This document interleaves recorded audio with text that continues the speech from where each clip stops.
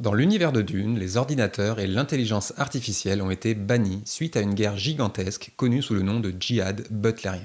Mais il fallait bien un remplaçant pour ne pas trop perdre de possibilités technologiques. L'humanité décide alors de créer les grandes écoles de la conscience pour pousser au maximum les capacités humaines. C'est ainsi que sont créés, entre autres, la guilde spatiale, les Bene Gesserit et les Mentat. Avertissement, cette vidéo contient des spoilers de l'univers de Dune, livres ou films 1 et 2. On l'apprend très tôt dans l'histoire, Paul a été élevé par sa mère dans la façon Bene Gesserit. L'ordre Bene Gesserit, c'est un groupe de femmes qui a pour objectif de guider l'humanité vers un avenir meilleur. Pour cela, elles sont entraînées depuis l'enfance à de nombreuses techniques et notamment de maîtrise de leur corps et de leur conscience. Elles peuvent contrôler précisément leurs muscles, mais aussi leurs nerfs et organes via l'entraînement Prana Bindu. Elles peuvent modifier leur métabolisme et l'équilibre biochimique de leur corps pour désactiver un poison par exemple. Cette capacité tire peut-être son inspiration des possibilités de l'épigénétique, dans une forme très avancée. Après avoir observé et assimilé un individu, les Bene Gesserit peuvent utiliser la voix, c'est-à-dire prendre contrôle d'un individu et le faire obéir à n'importe quel ordre en utilisant des modulations vocales. Ce qui est probablement inspiré de l'hypnose dans une forme plus évoluée évidemment. Elles peuvent aussi se mettre dans une sorte d'hibernation et programmer dans leur inconscient un mot-clé qui pourra les sortir de cet état. Elles utilisent si besoin la litanie contre la peur qui est en fait un mantra. Je ne connaîtrai pas la peur car la peur tue l'esprit. La peur est la petite mort qui conduit à l'oblitération totale. J'affronterai ma peur, je lui permettrai de passer sur moi, au travers de moi. Et lorsqu'elle sera passée, je tournerai mon œil intérieur sur son chemin. Et là où elle sera passée, il n'y aura plus rien, rien que moi. Je lui permettrai de passer sur moi. Eh bien ça c'est une technique relativement classique en méditation où l'on va accepter ses pensées et les laisser passer. Et là où elle sera passée, il n'y aura plus rien, rien que moi. C'est-à-dire la conscience pure qui n'est plus limitée par la peur mais qui est pleinement en contrôle. Et en effet, la peur est véritablement une émotion destructrice pour l'esprit. Il n'est donc pas étonnant que les Bene Gesserit aient des outils comme celui-ci.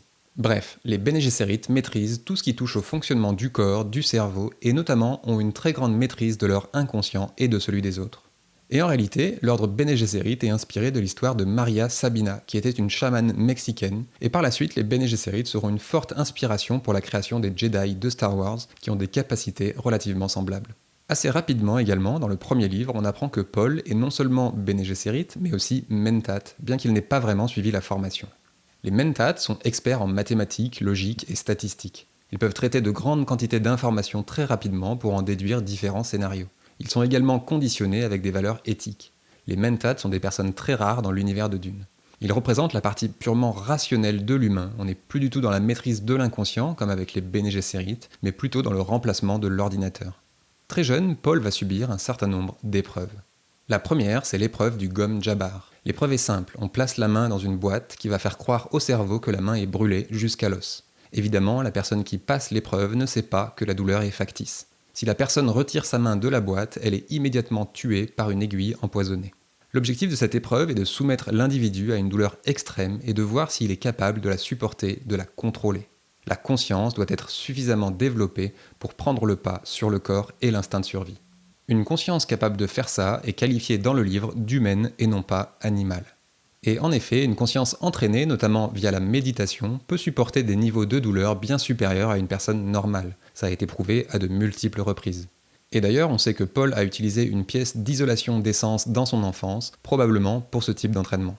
Le Gom Jabbar pourrait être comparé à certaines pratiques spirituelles de peuples soumettant leurs membres à des épreuves extrêmes, épreuves qui symboliquement marquent le passage de l'enfance à l'âge adulte en termes de spiritualité. Par la suite, Paul sera qualifié de enfant-homme. La douleur intense induit des états modifiés de conscience, et justement, l'épreuve fait naître en Paul des visions de Shiny, une jeune Fremen, et des visions de la guerre sainte. Des visions qui seront centrales dans son développement. La maîtrise de la conscience n'a pas seulement une influence sur la capacité à maîtriser la douleur, mais également sur les émotions. C'est ce que Gurney Halleck enseigne à Paul dès le tout début du livre, en expliquant que l'on ne se bat pas quand on en a envie, mais quand il le faut. Et en effet, la maîtrise des émotions est centrale dans le développement de la conscience. Plus tard dans l'histoire, la révérende mère Gaius Hélène Moayam, qui fait passer l'épreuve du Gom Jabbar à Paul, avouera l'avoir soumis à une souffrance que jamais personne n'a endurée jusque-là, en voulant essayer de prouver qu'il n'est pas le Kwisatz Haderach, c'est-à-dire cette personne tant attendue aux capacités exceptionnelles qui pourra guider l'humanité vers un avenir meilleur. Mais en le soumettant à cette douleur extrême, elle a peut-être participé à renforcer encore plus sa conscience. En effet, les expériences traumatiques peuvent parfois ouvrir de nouvelles capacités psychiques. La souffrance comme moyen d'émancipation de la conscience, c'est d'ailleurs une thématique très largement développée, par exemple dans la série Westworld. Juste après l'épreuve, il y a cette citation. C'était comme si les mots avaient été scintillants, pleinement détachés, définis. Et il savait que chaque question qu'il pourrait désormais poser amènerait une réponse qui s'élèverait hors de son monde de chair vers quelque chose de plus grand. Hors de son monde de chair vers quelque chose de plus grand. Il a surpassé son propre corps et dans un certain sens, il s'en est extrait, ce qui fait penser à la capacité qu'a le cerveau à réaliser une sortie de corps lors de souffrances extrêmes, plus souvent connue sous le nom de dissociation. En tout cas, sa conscience a franchi une étape vers quelque chose de plus spirituel, de plus humain. La première épreuve est réussie. En arrivant pour la première fois dans le désert, Paul découvre qu'il est particulièrement sensible à l'épice qui provoque chez lui d'intenses visions de son avenir et de celui de l'humanité. Il commence à voir tous les avenirs plus ou moins probables. L'épice est en fait un psychédélique. Il absorbe une énorme quantité d'informations en quelques secondes, probablement aidé par ses capacités mentate. Il n'est pas préparé à ça et il doit rapidement évoluer pour accepter toutes ces informations et les contrôler. Il s'agit notamment de visions du futur, mais ces visions représentent aussi son inconscient. C'est un processus de conscientisation. Il y a un équilibre à trouver entre l'avenir de l'univers et son avenir personnel. La guerre sainte qu'il perçoit représente ses propres peurs inconscientes, peurs qu'il devra accepter quoi qu'il arrive. C'est à ce moment-là que Paul apprend que les Fremen l'appelleront Muad'Dib, c'est-à-dire celui qui montre le chemin. Le ver des sables est la figure divine de la planète Arrakis. Il est tout-puissant, quasiment immortel et omniprésent dans le désert. Il incarne le dieu du désert, un dieu de la nature. Il engloutit tout ce qui est étranger, tout ce qui n'a pas sa place. C'est pour ça que les Fremen marchent en imitant les sons de la nature. Pour Paul, la chevauchée du ver est une épreuve initiatique. C'est le symbole du héros et du dragon. Mais il ne s'agit pas ici de le tuer, au contraire de l'intégrer et d'apprendre à vivre avec lui. Le ver est le gardien de l'épice. Il est donc aussi le gardien de la transformation qui peut avoir lieu grâce à l'épice, une transformation notamment d'ordre spirituel. Chevaucher le ver, c'est également permettre l'exploration du désert, de l'inconnu. Lorsque l'auteur introduit le marteleur, donc cet objet qui frappe le sable pour appeler un ver, le mot tambour est utilisé plusieurs fois. Le tambour qui fait venir le ver depuis les profondeurs, tel un souvenir enfoui dans l'inconscient. Un tambour chamanique. Et ce ver des sables est très probablement la représentation de l'inconscient collectif théorisé par Jung et on expliquera dans une prochaine vidéo pourquoi.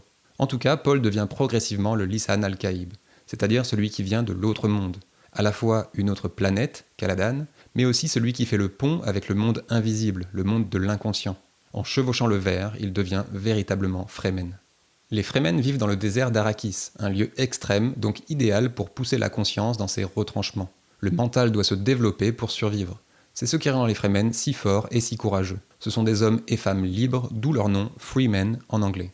Les Fremen sont des experts de la survie et possèdent des technologies très avancées pour la conservation de l'eau, notamment le distillet, ce vêtement qui permet de recycler l'eau du corps. Mais ce dont on parle moins, c'est de la psychologie des Fremen. Ils respectent la nature et l'environnement et ont une très grande conscience et intelligence collective. L'individu n'a que peu de place, la tribu est plus importante. C'est notamment de ce fait qu'ils sont particulièrement efficaces en tant que guerriers et n'hésitent pas à se sacrifier si c'est pour le bien de la tribu. Et cette conscience collective provient probablement de la consommation de l'épice, et notamment de la consommation de l'eau de vie. Car après transformation par la révérende mère, l'eau de vie est distribuée à la tribu, et sa consommation entraîne la fusion des consciences lors du rituel de la graine. Toute la tribu peut alors percevoir les pensées et les souvenirs de chacun. Ce rituel a donc très certainement contribué à développer cette conscience et intelligence collective des Fremen. En devenant Fremen, Paul continue son développement psychique et franchit une nouvelle étape. Enfin, Paul consomme l'eau de vie à plusieurs reprises, l'eau qui libère l'âme. Une première fois après que Jessica, sa mère, l'ait purifiée. Il la consomme avec Shiny, qui lui dit « Accepter la petite mort est pire que la mort ». La petite mort, aussi connue sous le nom de mort de l'ego, est une expérience spirituelle très forte. C'est un des effets des états modifiés de conscience, la dissolution de l'ego, c'est-à-dire la perte du sens de soi qui va fusionner à la fois avec tous les Fremen, mais aussi avec l'univers. Shiny semble avoir une très bonne connaissance de ce concept de dissolution de l'ego, dissolution qui peut être très difficile à accepter, notamment si on n'y est pas préparé. Plus tard, Paul consomme une deuxième fois l'eau de vie, cette fois-ci non purifiée, une seule goutte qui manquera de le tuer. Il restera 3 semaines dans le coma, cette fois complètement libéré du sens de soi, il va fusionner avec l'inconscient collectif qui est appelé dans Dune la mémoire ancestrale. Ces visions prescientes atteignent leur paroxysme, il devient alors le Kwisatz Haderach, c'est-à-dire celui qui peut voir à plusieurs endroits à la fois. Et pour décrire cette sensation, l'auteur utilise le terme de extension psychokinétique. En quelque sorte, un mouvement du corps mais psychique. ce qui fait tout de suite penser à la sortie de corps dont on a déjà parlé. La notion de distorsion du temps est évoquée de nombreuses fois, ce qui rappelle évidemment l'un des principaux effets des états modifiés de conscience. Dès le départ, Paul a des prédispositions Bene Gesserit et Mentat, ce qui lui permet de faire le pont entre ces différentes facettes de la conscience. Facettes qu'il devra aussi accepter dans son parcours. Il franchit plusieurs étapes dans son processus de transformation. Progressivement, sa conscience évolue vers quelque chose de plus spirituel. Il doit accepter également qu'il n'est plus seulement lui-même, qu'il est un tout, une somme de conscience. Il comprend que quoi qu'il arrive, il deviendra à la fois sauveur et tyran, ombre et lumière. Après avoir bu l'eau de vie, il est mort et revenu à la vie métamorphosé après une transformation intérieure. Paul devient la personne la plus importante de la tribu, il possède la connaissance en appelant le ver des sables avec le marteleur, symboliquement il joue du tambour, il maîtrise le voyage intérieur, le voyage chamanique. Suite aux différentes épreuves, Paul finit par maîtriser ses visions qui sont des états modifiés de conscience. Son but à présent va être d'essayer de rétablir l'équilibre. Il est devenu chaman.